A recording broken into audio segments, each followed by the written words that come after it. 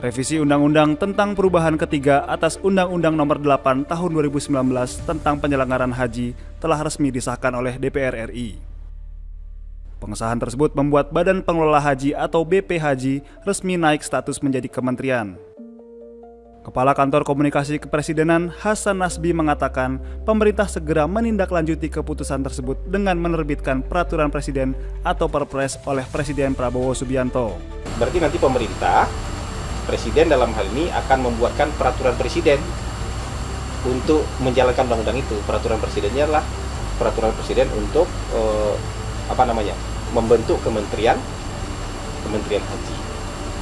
Jadi, apakah kepala sekarang akan otomatis jadi menteri itu biar presiden yang tentukan. Tapi yang jelas presiden akan membuatkan peraturan presiden yang baru untuk menjalankan undang-undang, membentuk kementerian haji. Adapun transformasi status Badan Pengelola Haji menjadi Kementerian Haji dan Umroh diharapkan dapat meningkatkan pelayanan bagi jamaah haji dan umroh secara menyeluruh.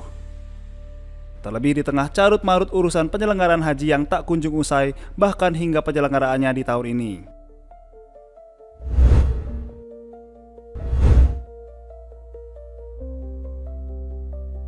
Kapolda Sumatera Utara Irjen Pol Wisnu Hermawan Februanto memberikan penjelasan terkait pembubaran paksa aksi mahasiswa di depan gedung DPRD Provinsi Sumatera Utara. Pembubaran paksa dilakukan dengan menembakkan water cannon kepada massa pengunjuk rasa. Pembubaran paksa menurut Kapolda dilakukan karena batas waktu unjuk rasa telah berakhir. Upaya pembubaran pun sempat menimbulkan kericuhan, di mana massa mahasiswa dan kepolisian sempat terlibat saling dorong. Polri memberikan dukungan pengamanan sesuai dengan aturan undang. Sejak jam 8 tadi dengan keamanan, tetapi setelah jam 18 harusnya sudah bubar. Namun kita lihat tadi mungkin para wartawan tahu mereka merusak pagar, merusak melempar anggota fasilitas umum. Ya, kita melakukan kegiatan pembubaran buat mereka. Tugas kita selaku aparat penegak hukum memberikan rasa aman bagi seluruh masyarakat Sumatera Utara. Ribuan mahasiswa di Kota Medan melakukan unjuk rasa di depan gedung DPRD Provinsi Sumatera Utara Selasa 26 Agustus.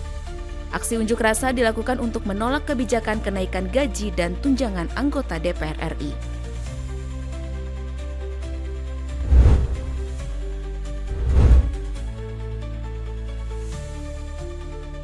Kenaikan pajak bumi dan bangunan atau PBB yang terjadi di Kota Balikpapan, Kalimantan Timur mulai mendapat respon masyarakat. Respon muncul lantaran kenaikan tarif yang dilaporkan hingga 3.000%. Menanggapi aksi warga terhadap isu tersebut, pemerintah Kota Balikpapan memutuskan menunda memberlakukan tarif baru 2025. Wakil Wali Kota Balikpapan Agus Susetyo saat menerima masa aksi protes kenaikan PBB pada Selasa 26 Agustus mengakui ada kenaikan PBB.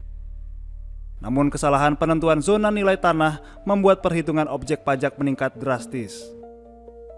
Dengan menunda kenaikan PBB, Pemkot Balikpapan memastikan memberi stimulus atau diskon pajak hingga 90% pada tarif baru yang ditetapkan tahun depan.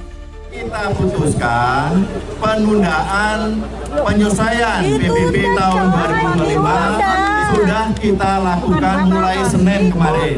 Jadi kalau ada warga yang sudah membayar itu akan dikompensasi di tahun berikutnya. Penyelesaian pajak PBB P2 tahun 2025 kita tidak berlakukan, sehingga yang berlaku adalah PBB tahun 2024. Pemerintah kota membuka layanan aduan bagi warga yang merasa tagihan PBB-nya bermasalah ataupun yang sudah membayar dengan PBB tarif baru. Kenaikan PBB juga diarahkan hanya pada kawasan strategis seperti area industri dan tidak menyasar pajak perorangan.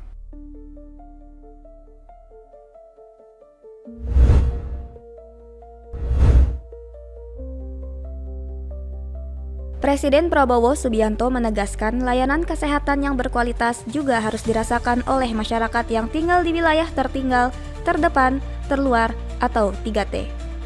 Presiden menyampaikan pemerintah menargetkan pembangunan 66 rumah sakit yang menyasar wilayah 3T pada akhir tahun 2026. Hal ini disampaikan Kepala Negara dalam sambutannya pada peresmian Gedung Layanan Terpadu dan Institut Neuroscience Nasional di Rumah Sakit Pusat Otak Nasional Mahar Marjono, Jakarta, Selasa pekan. Jadi saudara-saudara, we can do it. Kita juga sudah buktikan. Ya, beliau sudah bangun 30 rumah sakit. Tahun ini, tahun depan 30 lagi. Di akhir tahun depan kita akan bangun 66 rumah sakit.